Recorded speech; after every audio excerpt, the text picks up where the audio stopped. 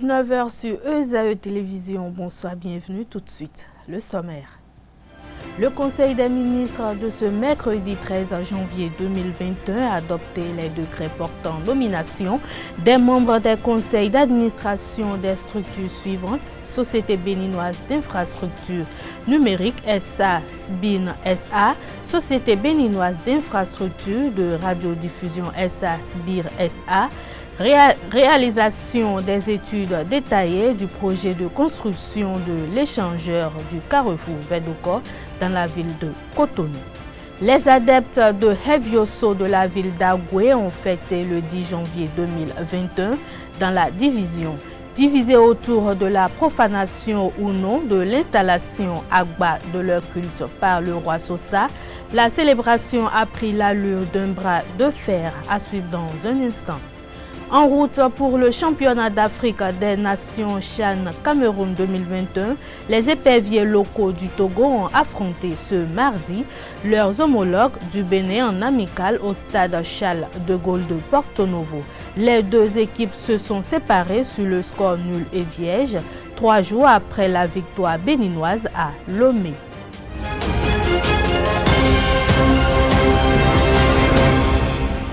Bonsoir si vous nous recevez. Le Conseil des ministres s'est réuni ce mercredi 13 janvier 2021 sous la présidence de M. Patrice Talon, président de la République, chef de l'État, chef du gouvernement. Au titre des mesures normatives, le Conseil a adopté les décrets portant nomination des membres des conseils d'administration des structures suivantes: Société béninoise d'infrastructures numériques SA SBIN SA, Société béninoise d'infrastructures de radiodiffusion SA SBIR SA et l'Agence nationale d'équipement du patrimoine immobilier de la justice. Réalisation des études détaillées du projet de construction de l'échangeur du carrefour Vedoko dans la ville de Cotonou. Les communes de Soava, Akomisrete et Semepodji reçoivent ce jeudi 14 janvier 2021 le président Patrice Talon dans le cadre de la tournée nationale de reddition de comptes. Patrice Talon est attendu à 9h dans le département de l'Atlantique, précisément à Soava, puis à 14h à Apromiserete dans l'Ouémé. Selon le maire d'Apromiserete, Joseph Hunkarin, les derniers préparatifs sont en cours pour assurer la réussite de cet événement. Mardi 12 janvier 2021, le préfet du département de l'Ouémé, Joachim Apiti, s'est rendu sur le terrain pour le constat. Après Apromiserete, le chef de l'État mettra le cap sur Semepodji. La tournée de reddition de comptes de Patrice Talon prendra fin mercredi et vendredi 15 janvier 2021 par les communes d'Agégué, Adjohun et Bonou. Les adeptes de Hevioso de la ville d'Agoué ont fêté le 10 janvier 2021 dans la division. Divisés autour de la profanation ou non de l'installation Agba de leur culte par le roi Sosa, la célébration a pris l'allure d'un bras de fer. Les vidéos sur les réseaux sociaux en disent long, de même que les déclarations du roi Sosa dans Huenu. Carles Akitome vous propose une compilation qui résume les événements du 10 janvier à Agoué.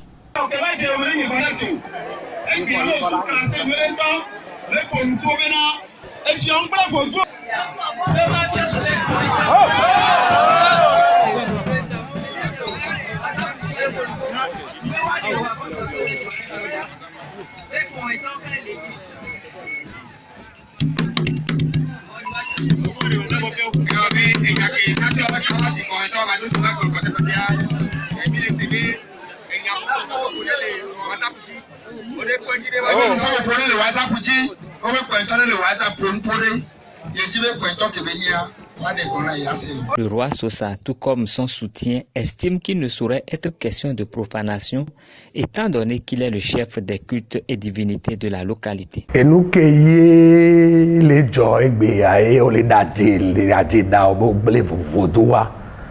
Nous cueillons les vaudois. Nous Hevioso a ebe honomi muni. On n'a pas ni matin blé vaudou wa anto blé vaudou wa blé vaudou cavo de ka vaudou cavo de ka gain vaudou cavo de ka que les parler ni mais on les blé. Heureusement que le délégué même est là. Il a écouté et ensemble on a demandé aux enfants que allez-y voir le surveillant de ce truc là à Gbala. Les enfants sont allés 3 fois manquer le surveillant. La 4e fois, qu'est-ce qu'ils ont fait? Ils se sont mis avec les machettes à larguer le Agba. Donc Agba, en question, n'a même pas été touché. Donc ils ont vandalisé. Ils sont allés jusqu'à chez mon arrière-grand-mère maternelle, qui est la reine Ayele Adonsi. Ils ont cassé tout ce qui est écrit sur le portail, détruit les lampadaires que j'ai mis là-bas.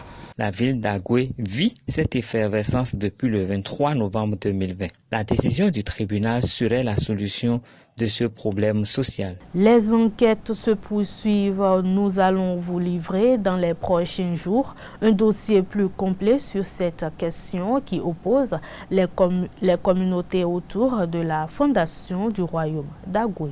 Encore des séquelles de l'histoire, c'est le nœud de la pièce Les fantômes du verger, un roman de Florent Kouaozotti, adapté et mis en scène par Joël Lokossou et joué par l'ONG Carrefour Jeunesse Bénin à l'espace L'air de rien de Ouida le 10 janvier dernier.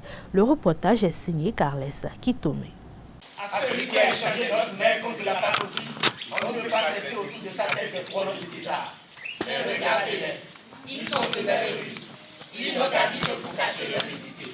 Ce qu'ils appellent vautour n'est qu'une récréation stérile, avec des grands soldats marqués à grave forme de rituel magique et païen, une civilisation de la négation de la survie.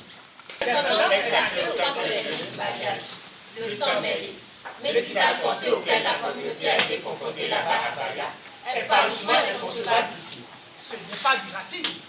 Juste la logique qui veut que la victime ne donne pas l'accolade au bourreau inconscient de cet homme et de ses crimes. Voilà qui plante le décor des récriminations entre esclaves affranchis revenus à Ouida et leurs frères restés sur place. Une bipolarisation qui complique les relations au sein des différentes communautés habitant la ville de Ouida. Viens ici, Anna Maria. C'est-tu ma petite chérie? De quel ventre de mère tu es sortie? Tu ne sais pas non plus qui était ton père chéri. Tu ne sais rien de tes origines, ni de ta famille. Tu ne connais pas la qualité du sang qui coule dans tes veines.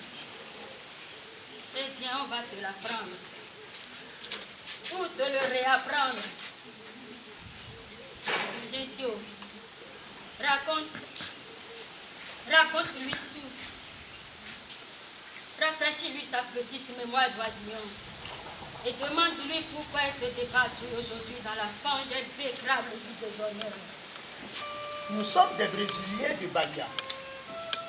Bahia, c'est la ville et l'odeur du sang de ceux qui ont refusé l'esclavage et l'indignité. Là-bas, ce sont nos aïeux qui ont fait fléchir la coupe de l'histoire. Et ces gens-là, ils ont besoin que leur descendance fasse fleurir leur mémoire. Ils ont besoin que nous prenions notre fierté d'être sortis de leurs entrailles. Se sacrifier, c'est renoncer à tout sauf à l'essentiel, Anna Maria. Et l'essentiel, c'est la famille. C'est l'honneur de ton père. C'est ta mère. C'est tes frères. C'est ton nom, Anna Maria. Comment peux-tu piétiner 2 siècles d'humiliation, de souffrance et de lutte pour une stupide jeu de ta leçon, Anna Maria? Franchir ces barrières s'est révélé fatal pour Kwasi et Anna Maria comme Roméo et Juliette. Ma fille, c'est bien moi, maman. C'est bien moi, Anna Maria. Tu ne t'es pas trompée. hein? Les comédiens de l'ONG Carrefour Jeunesse Bénin ont ainsi partagé l'émotion de ces antagonismes avec le public de Ouida ce 10 janvier. Le vaudou est une réalité qui est en nous. C'est ce que saint Paul dans la Bible appelait le Dieu inconnu, qui est différent du fétiche que fabriquent les humains. Loin d'être une religion endogène, c'est l'inconnaissable disciple Sylvain Kwasi. Il est au micro de Jacques Maouillon d'Almeida. Non, j'ai commencé d'abord par souhaiter bonne année au peuple du monde, et bonne fête du vaudou. Je veux m'adresser d'abord aux chrétiens du monde. à qui je renvoie cette partie de l'évangile de Paul aux Athéniens, qui parlait du Dieu inconnu. Ce Dieu inconnu, que Paul dit que c'est Jésus qui était ce Dieu inconnu.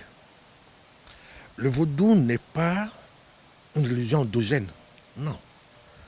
Le vaudou n'est pas un savoir endogène non plus, c'est pas culturel. Aujourd'hui, quand on parle de la fête vaudou au Bénin, on voit que la côté culturel, le côté folklorique, c'est qui est déplorable. C'est quoi le vaudou? Le vaudou est l'inconnaissable. Nos ancêtres, c'est-à-dire les anciens êtres, ont bien été clairs sur cette notion de vaudou. Ils ont dit c'est ce que nous ne connaissons pas que nous évoquons qui nous sauve.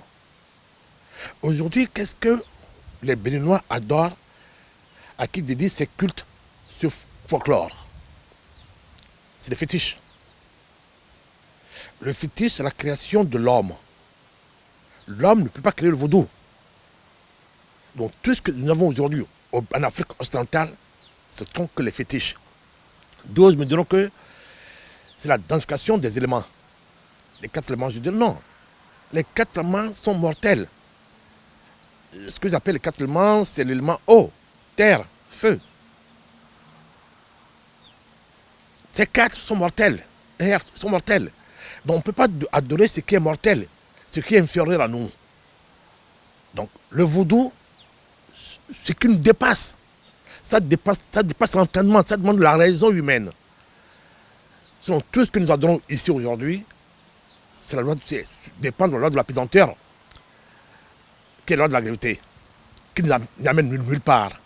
Or que le vaudou donne la possibilité à l'homme noir de se développer. Le vaudou est l'art royal. L'art qui fait de nous des individus nobles, des êtres accomplis. Un être accompli, c'est quelqu'un qui possède l'art royal, la maîtrise du soi. On dit souvent qui se connaît, connaît son Seigneur. Qui se connaît, connaît le vaudou. Le vaudou nous habite. Il est l'essentiel qui est dans l'être profond. Donc je demanderai à mes frères béninois, surtout à l'autorité du Bénin, de l'Afrique occidentale, d'aller vers le vrai vaudou. Peut-être que l'Église les empêche d'y aller. Les religions les empêchent d'y aller. Parce que je me rappelle qu'à la venue du président Talon, il a l'audace de dire que le Bénin est la terre de vaudou. Mais après, il a changé sa parole. Le vaudou nous a amené après vers le tourisme culturel. Le tourisme vaudou n'est pas le vaudou. C'est la culture de vaudou, ça. C'est ce que nous déplorons. Il doit garder sa parole agissante que le Bénin est la terre du vaudou. Donc à partir de ce moment, qu'est-ce qui fait aujourd'hui le sous-développement du Bénin? C'est le rejet du vaudou. Que l'Église a jeté l'hérésie en disant que c'est la sorcellerie. Le vaudou est la sagesse divine. Le vaudou qui permet à l'individu de prendre conscience des devoirs de la République. Pour Eusèbe Awandinou, Dieu est un vaudou dans lequel est issu les vaudous. Ce n'est pas un ensemble de panthéons de Dieu. Suivons-le pour plus d'explications. Même Dieu est un vaudou. C'est au-delà où c'est dans ce vaudou-là est issu les vaudous. Nous sommes d'accord?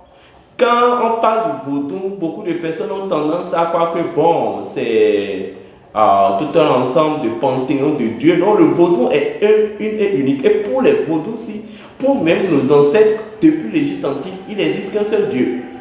Mais ayant plusieurs affinités, ayant plusieurs fonctions et sous-fonctions. Et c'est cette fonction et sous-fonction qu'on appelle les vaudous. Et maintenant, quand vous prenez le 10 janvier, le 10 janvier n'a pas été choisi au hasard.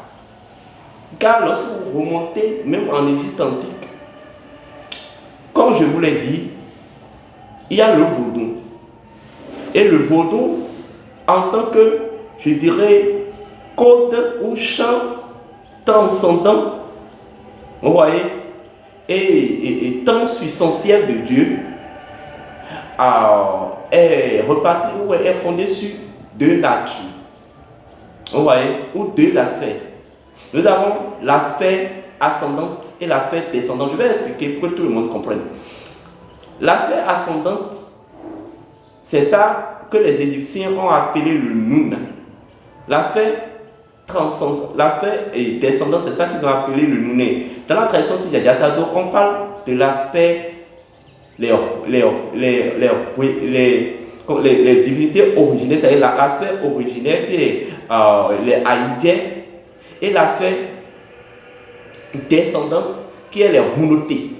Ce sont les deux aspects fondamentaux du vaudou.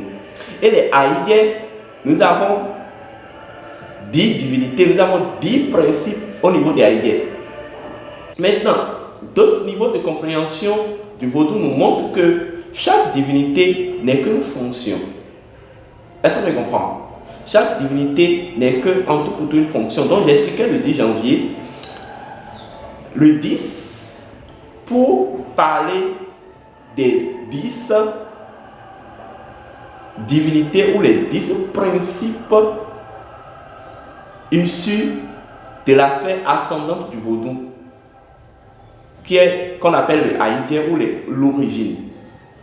Maintenant, janvier, qu'ils ont considéré comme le premier mois, qui est en réalité pour juste parler en quelque sorte de l'unité. Est-ce que vous comprenez? De l'unité divine. Donc cette date n'a pas été choisie au hasard, c'est la date qu'il fallait qu'ils avaient choisie. Vous voyez?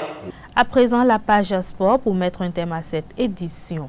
En route pour le championnat d'Afrique des Nations CHAN Cameroun 2021, les éperviers locaux du Togo ont affronté ce mardi les homologues du Bénin en amical au stade Charles de Gaulle de Porto Novo. Les deux équipes se sont séparées sur le score nul et vierge 3 jours après la victoire béninoise à Lomé. Cette double confrontation a permis au sélectionneur togolais Jean-Paul Abalo et son staff de faire les derniers réglages. C'était deux matchs qui nous ont apporté beaucoup de choses, puisque bien avant cela, on n'avait pas de match, on n'avait pas du tout joué. D'autant plus que les joueurs, ça fait presque 1 an qu'il n'y a pas eu de compétition. C'était très compliqué pour nous. Heureusement que nos amis les Béninois ont accepté de faire les 2 matchs avec nous. On les remercie vraiment pour cela. Mais sur l'ensemble des 2 matchs, je crois que les joueurs ont quand même montré beaucoup de choses. Je les comprends que des fois ils sont un peu réticents dans les duels parce qu'ils ont peur de se blesser. Ça je comprends aussi, mais en même temps ce n'est pas une raison, puisque ce qui nous attend au CHAN, ce n'est pas quelque chose de facile, puisque nos adversaires, ce sont des joueurs qui sont des équipes qui sont habituées à la compétition. Donc il va falloir qu'on rehausse un peu notre niveau et je leur fais confiance. Mais je crois que le match à Lomé, on méritait largement de l'emporter. On avait beaucoup de ratés. Les Béninois ont eu une occasion, ils l'ont mis au fond. C'est ça le football, il faut être réaliste. Nous, je crois qu'offensivement, il nous reste beaucoup de choses à faire, mais je vais encore les inciter à faire. Peut-être qu'ils sont en train de tirer un peu la préparation. Parce que quand on reste 1 an sans jouer, déjà 1 mois sans jouer, il te faut 3 mois pour revenir au meilleur niveau en jouant. Là, on est resté 1 an sans jouer, on n'a que 1 mois de préparation. Je pense qu'on a forcé un peu sur la préparation aussi, ça commence à jouer un peu. J'espère que les 1 semaine qu'on va avoir, ça va nous permettre de récupérer. Ah oui, bien sûr, on ne va pas sur la pointe des pieds. C'est sûr qu'on est le petit poussé du groupe, mais je compte sur mes joueurs, ce qu'ils ont montré jusqu'à présent. Je crois qu'il y a quand même une solidité défensive, offensive, et au milieu de terrain, je pense que seulement il faut oser encore un peu plus devant et je pense qu'on peut créer la surprise. Éliminé par le Togo lors des éliminatoires du CHAN 2021, le Bénin a profité de ces 2 matchs amicaux pour faire la revue de troupes. Le sélectionneur Moussa Latunji dresse un bilan positif à l'issue de cette double confrontation avec les éperviers locaux du Togo. C'est positif, puisqu'on était parti là-bas pour le match aller, et puis on a gagné le match là-bas, et puis on revient ici maintenant, on fait match nul, donc c'est positif. Le match qu'on a livré à Lomé là-bas, c'était bien, on a bien joué, et puis c'est à cause de ça qu'on a gagné le match là-bas. Et ici maintenant, à cause du terrain, c'est un peu compliqué. sans vous mentir, l'état du terrain, c'était pas bien. La pelouse pour faire circuler le ballon correctement. Et donc voilà, nous sommes obligés de jouer avec. Il y a au moins 2-3 joueurs qui ont vraiment levé le niveau. Il y a Gantin que je ne connaissais pas avant. Donc il joue au Burkina Faso. Et donc il est là pour les vacances. Et donc je l'ai contacté pour le voir. Donc c'est un surplus vraiment pour le Bénin. Il y a Jamal Fassassi qui a joué sur le côté droit. Et lui aussi qui m'a vraiment surpris. Et puis l'autre là, comment l'appelle-t-on? Jérôme, comme d'habitude. Donc voilà. Bien sûr, il y aura des matchs, mais pour le moment, je ne peux rien dire sur ça. Mais je pense qu'il y aura des matchs. Il faut qu'on commence le championnat d'abord, puisque 9 mois sans jouer, et on le sent aussi sur le terrain. Et donc, ce n'est pas facile, mais les joueurs, ils ont pu résister, ils ont pu bien jouer. Et puis voilà, je pense que si le championnat, on était en championnat, il y aura quelque chose de plus mieux que ça. Et voilà, c'est sur ces notes sportives que nous allons mettre un thème à cette édition. Merci de votre aimable attention. Passez une excellente soirée. Bonsoir.